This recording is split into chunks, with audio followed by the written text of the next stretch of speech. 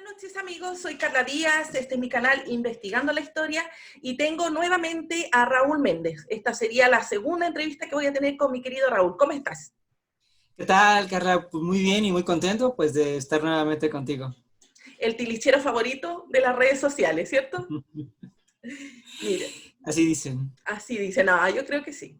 Bueno, vamos a comenzar esta entrevista que, Claro. bueno, mira, en las redes sociales ha circulado mucha información, mucha ignorancia, mucha discriminación en torno al tema de los hijos de padres de un mismo sexo. Ujú. Entonces, en esta ocasión, te pedí tu participación porque yo sé que tienes experiencia en este tema, en este ámbito, y quiero hacerte 4 preguntas súper importantes. Así ¿Cómo que tú no? me dices, ¿cuánto le damos? Pues adelante. La primera pregunta, Raúl, sería, ¿las parejas homosexuales no pueden criar hijos? Pues mira, esta creo que es una pregunta que es de esas preguntas que al paso de los años va a dejar de hacerse. Y a las generaciones futuras les va a dar risa que nosotros nos preguntáramos esas cosas.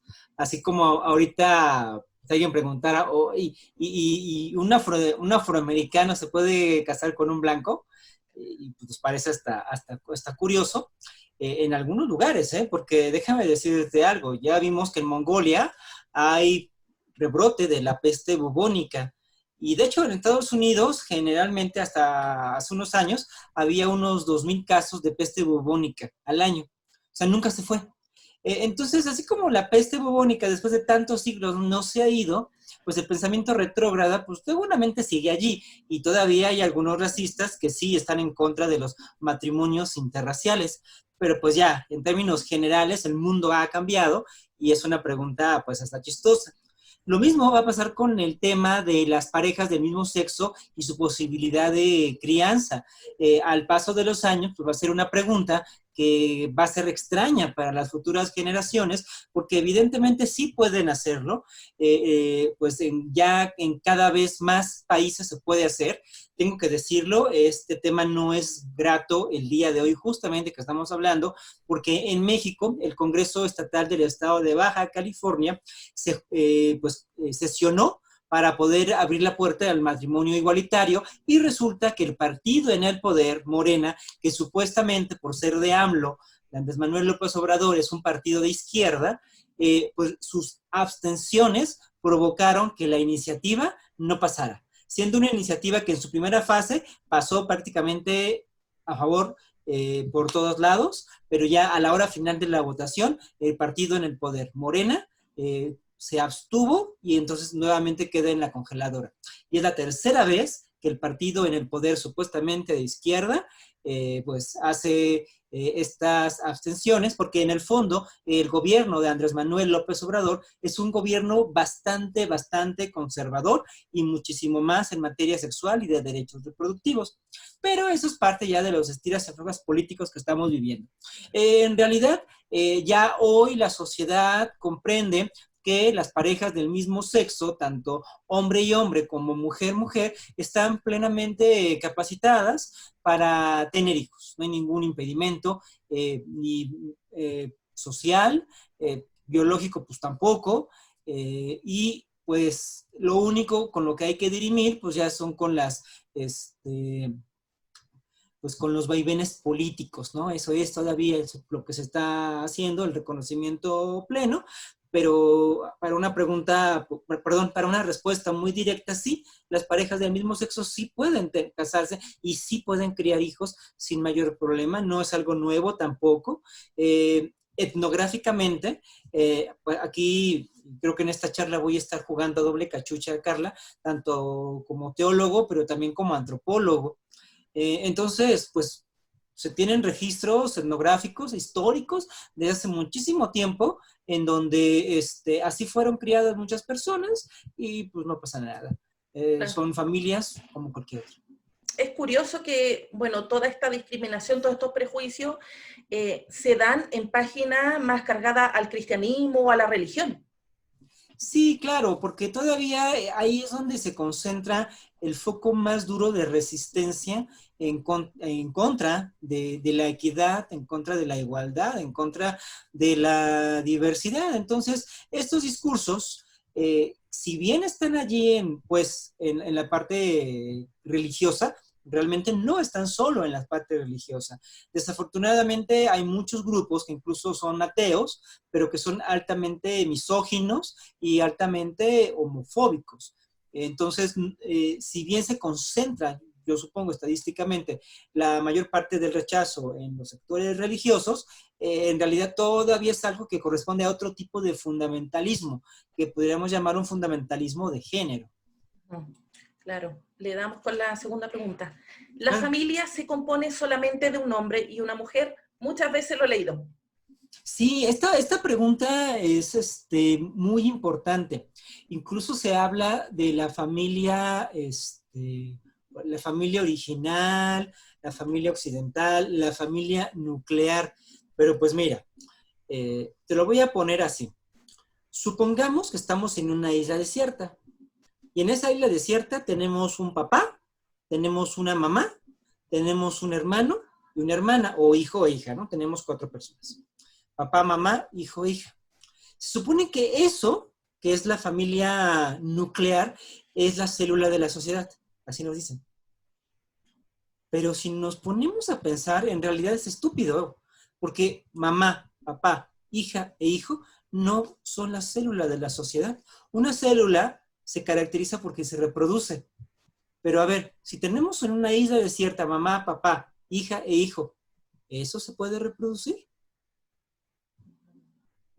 Solamente que el papá se metiera con la hija o el hijo con la mamá o entre hermanos, violando el tabú de incesto, que culturalmente, decía Levi-Strauss, es como la bisagra, ¿no? Entre el mundo de la naturaleza y el mundo de la cultura. Parece que el tabú de incesto es un mandamiento de carácter universal, con sus excepciones, pero pues está muy extendido. Entonces, a menos de que se cometa incesto, esa familia nuclear no es la célula de la sociedad porque no puede reproducirse.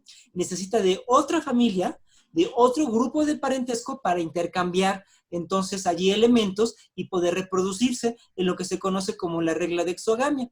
Pero bueno, es lo que se conoce en antropología como la familia extendida. Y realmente lo que le da a la sociedad su carácter de reproducción es la familia extendida o la familia extensa, nunca la familia nuclear. La familia nuclear, de hecho, es un invento muy reciente que tiene que ver con el confinamiento urbano, los estilos arquitectónicos funcionalistas, cuando desde la escuela de Le Corbusier empezaron a crear multifamiliares, empezaron a crear unidades habitacionales y entonces empezaron a cerrar los espacios y las familias tuvieron que fragmentarse, quedándose en esa familia nuclear. Pero históricamente es la familia extensa la que es la base de la sociedad.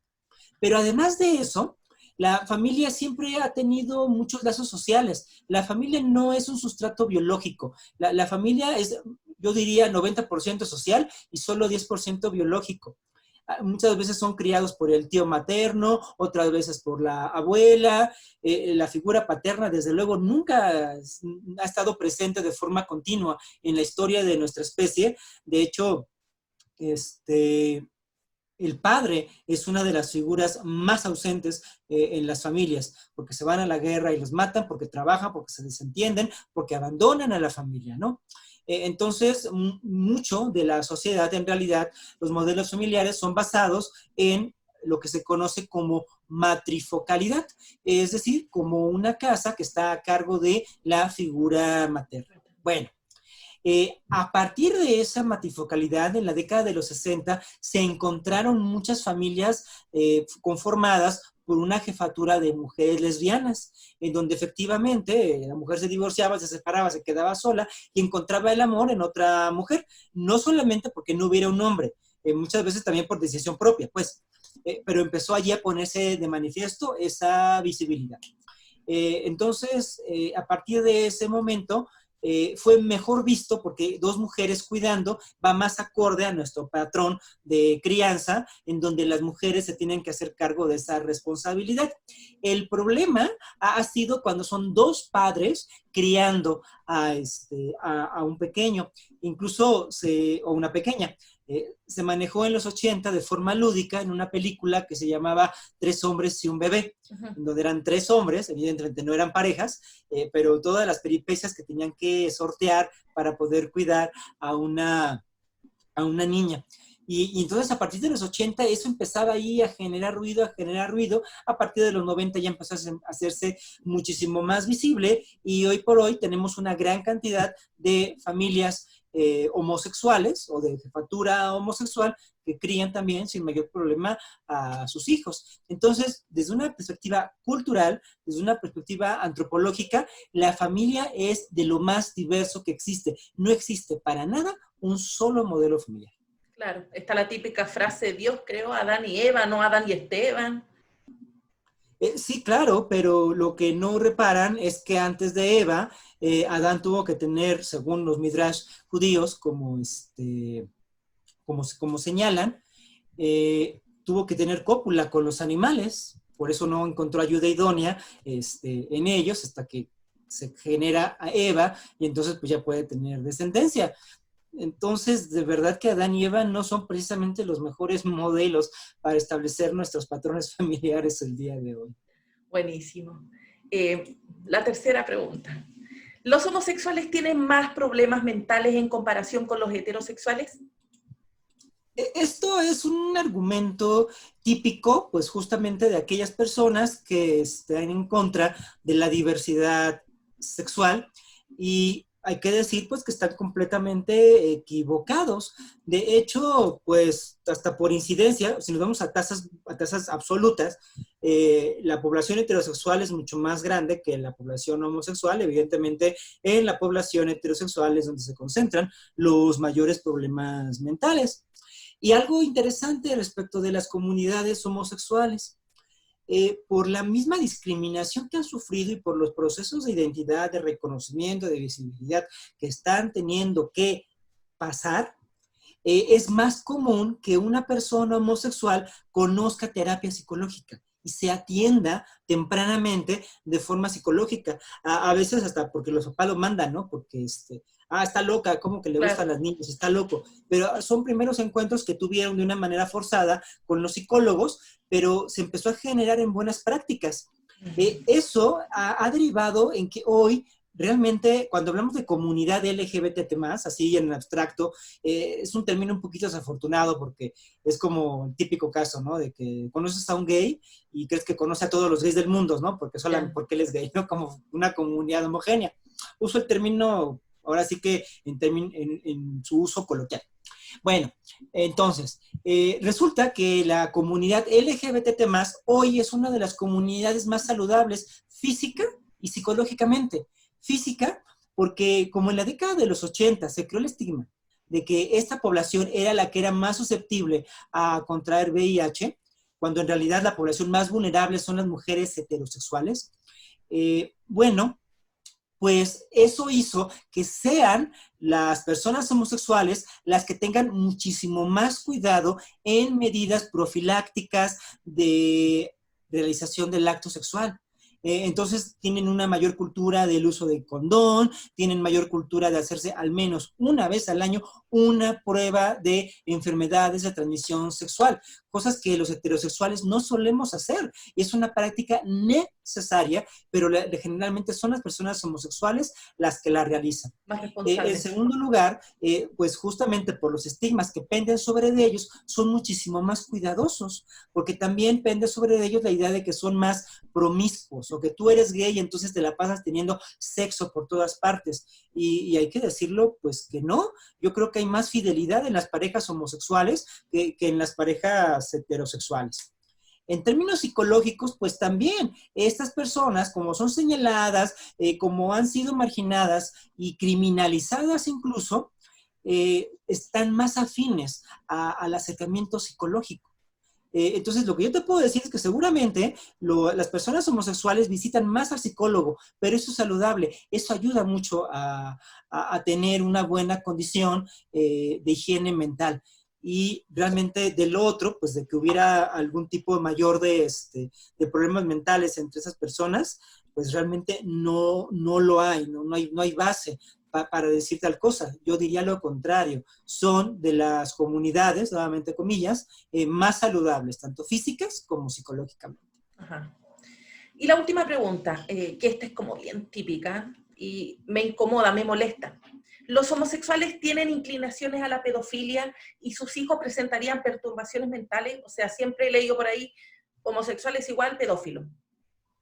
Es muy importante, yo sé que es bastante molesto, insisto, seguro que ya en unas generaciones ya van a hacer preguntas que no van a tener ningún sentido, pero pues bueno. Mira, los vínculos que se han intentado hacer entre la pedofilia y la comunidad LGBT+, incluso circula una bandera en Facebook de que esa es la bandera de los pedófilos y la promueven los LGBT+, con su arco iris, es una fake news, es completamente falso. De hecho, han sido los colectivos LGBT+, quienes más se han pronunciado en contra de la pedofilia. Y déjame decirte algo.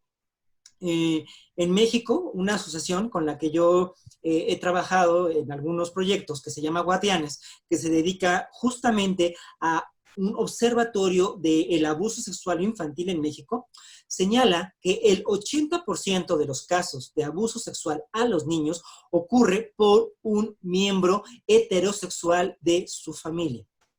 Evidentemente, muchísimo más por parte de los hombres. Es el papá, es el abuelo, es el tío, es el hermano. Y de esas cosas la gente tampoco quiere hablar. De hecho, alguna vez de parte de este grupo nos comentaban y decían que ellos ponen los tweets informativos. Este dato que te acabo de dar, el 80% de los abusos sexuales infantiles ocurren por un miembro cercano de la familia. Y ¿sabes qué pone la gente en redes sociales ante esta noticia? Le escriben, ay no, pero es muy temprano para escuchar esas cosas. Oye, no, pero no pongas ese dato. Es algo que la gente no quiere ver. Incluso son los famosos secretos de familia. El padre violador, el abuelo violador, el hermano, el tío violador. El abuso sexual, podemos decirlo, es un problema que atañe muchísimo más a la población heterosexual. Ahí está la violencia, ahí está la violación. ¿Qué es lo que pasa? Sí ha habido casos pues, de personas homosexuales que han cometido abuso sexual. El punto es solamente ese sesgo. O sea, por ejemplo, en el mundo, ¿cuántos musulmanes habrá actualmente? Seguramente ya están para 1/3 de la población mundial y eso va a aumentar. Pero un musulmán se le ocurre lanzar una bomba y entonces todos los musulmanes son terroristas. ¿Por qué? Porque se estigmatiza y porque la gente odia a los musulmanes, punto. Entonces, eso es lo que pasa. Quienes ejercen el 95% de los casos de violencia de género son los hombres, pero alguien graba a una mujer golpeando a un hombre y entonces ya todas las mujeres son golpeadoras. Esas falsas generalizaciones estigmatizantes son el problema. Entonces, si bien puede haber algún caso realmente, en términos estadísticos, aislado de un gay, de una persona homosexual que cometa abuso sexual infantil, se utiliza para marginar a toda esa población cuando, insisto, los casos de abuso sexual, empezando por la Iglesia católica, la Iglesia protestante, los testigos de Jehová, donde se han reportado muchísimos casos, son de corte heterosexual, son personas heterosexuales quienes están cometiendo abusos sexuales y es cosa de decirlo, no hay que callarlo, ya no puede ser más el secreto de la familia. Y es algo que realmente no está pasando como un problema en la población LGBT+. Realmente no. No hay una inclinación de las personas homosexuales a la pedofilia. Hace unos pocos meses atrás se formaron unos grupos en Facebook de confesiones, mujeres confesando abusos sexuales sufridos en su infancia. Y era impresionante la cantidad de secretos de familia que había. Que el tío, el hermano, el abuelo, el primo, el papá, es terrible. Y quizá para algunas personas desde afuera les cause gracia, para algunos es un chiste. Estas mujeres incluso luego sufren amenazas por parte de la familia para borrar la publicación, bloquear, cerrar su cuenta y cuánta cosa más, para censurarles el hecho de que estén denunciando algo tan atroz. Es verdaderamente terrible, o sea, no queremos ver la realidad, únicamente queremos seguir viviendo de nuestros prejuicios. En verdad, y esto yo creo que ya también es a nivel general. Una persona promedio tendría muchísima más tranquilidad de dejar a sus hijos con un homosexual que con un cura, la verdad. A ese nivel estamos. Exacto. Bueno, me encontré en las redes con dos tremendas mujeres, profesionales, con doctorado en psicología, en psiquiatría, profesoras de la Universidad de Cambridge. Eh, Ellas son Susan Golombok y Fiona Taker. No sé si las ubican. No. Ya, ellas tienen sus respectivos libros que abordan todo este tema de la psicología, de las familias homoparentales, de los niños, hijos de homosexual y de lesbiana. Y bueno, ellas hicieron 3 estudios al menos que yo destaqué en las redes por todo lo que investigué de ellas. Un estudio en 1983 donde Susan Colombo estudió, analizó a 37 niños. Estos niños eran entre 5 y 17 años, que eran hijos de madres lesbianas, y 38 hijos de madres heterosexuales, y ambos de las mismas edades, o sea, entre 5 y 17 años. Y luego, a través de cuestionarios, de entrevistas, los resultados arrojaron que no había diferencia en ninguno de los dos grupos, ni los hijos de madres lesbianas ni de madres heterosexuales. Luego, en el año 96, Susan Colombo vuelve a hacer otro estudio, y este estudio fue súper importante porque analizó hijos de madre lesbiana, fueron 25 niños, los entrevistó a la edad de 9 años, y 15 años después, cuando estos niños tenían 24 años, registró que más del 90% de esos niños eran heterosexuales. O sea, se llega a esta conclusión que tanto los hijos de padres heterosexuales como padres homosexuales no influye su sexualidad en el futuro. Y luego en el año 97, estas dos mujeres tremendas, o sea, Fiona Taker y Susan Colombo, se juntan para realizar un estudio y encuentran que los hijos de padres del mismo sexo sufren incluso menos el síndrome de alienación parental, que es este síndrome donde el niño se siente culpable porque los papás se pelean por su amor, se separan y todo el tema. Mucho menos que los hijos de padres heterosexuales. Entonces, ¿cuál podría ser acá la conclusión? Que las madres lesbianas muestran la misma capacidad que las madres heterosexuales de lograr estos apegos seguros. Y también, en cuanto a los padres homosexuales muestran esta misma capacidad de ejercer autoridad y entregar ese amor a los hijos que los hijos de padres heterosexuales. Y lo encontré maravilloso, o sea, los libros de esta mujer están en inglés, pero para mí maravilloso que gente tan importante, o sea, psiquiatras, psicólogas, doctorados en filosofía, gente de universidades importantes, prestigiosas como la Universidad de Cambridge, puedan respaldar todo esto que para nosotros quizá en mi caso, yo que no tengo los estudios que tú tienes, Raúl, es una simple investigación, y versus encontrar estos grupos de gente que te diga que están enfermos, que son pecadores, que son gente enferma, que tiene el demonio dentro, el pecado, y cuánta estupidez. Pues yo creo que aquí yo quisiera resaltar dos cosas. Primero, la crianza no se realiza con los genitales, ¿vale? Entonces, puede ser hombre, puede ser mujer, si es bondadoso, si es tierno, si ejerce una maternidad, paternidad o como se llama parentalidad, pues adecuada. El niño va a crecer saludable, no importa que sea mamá, papá, o que sean mamás o que sean papás. Porque quienes te crían realmente son sujetos, son personas, no se te cría a base del sexo. O sea, a mí me preocupa lo que piensa esta gente, que, pues, sí, son dos mamás, pero ¿cuál es el problema, no? O sea, no están criándolos en la cama, no están criándolos a partir de cómo tienen relaciones sexuales ellas, están criándolas como sus mamás, o están criándolos como sus papás. Entonces, eso creo que es un punto muy importante. Nos crían a nosotros como padres, pues nos crían seres humanos. Pueden hacerlo bien, pueden hacerlo mal, pues seguramente siempre se esfuerzan lo más posible, pero pues cometen errores, pero no tiene que ver el sexo de ellos. Estos estudios me parece que son muy importantes hacerlo porque después pues ayudan a tener una visión científica de este asunto. Claro. Pero a mí me preocupa algo. A mí me preocuparía que el tema de la diversidad, de la inclusión, de los derechos de las personas homosexuales, estuviera al vaivén de las encuestas o estuviera al vaivén de los estudios, ¿sabes? Porque entonces, ¿hasta cuántos estudios vamos a tener que hacer? Es otro tanto que pasa en los lados religiosos, específicamente cristianos.